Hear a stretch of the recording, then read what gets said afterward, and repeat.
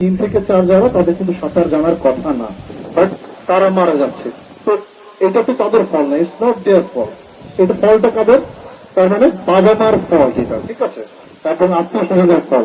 তারা কিন্তু সচেতন না, তাদের বাচ্চাকে তারা মানে একটু যে সেফলি রাখবে, সুরক্ষিত ভাবে রাখবে, পুকুরের চারপাশে একটু বেড়া দিয়ে রাখবে, সেটা কিন্তু তারা করছেন না।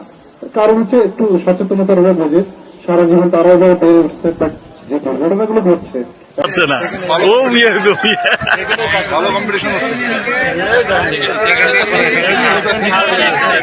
সেকেন্ড অত্যন্ত কর্মদক্ষ মানুষ, মানুষ। উনি সর্বক্ষণ সন্দ্বীপের মানে পরিচালনা করেন।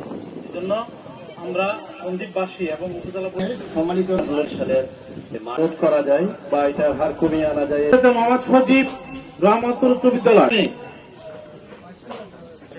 গাছোয়া একাডেমি মোহাম্মদ হয়েছে অমর ফারুক ষষ্ঠ শ্রেণী গাছোয়া।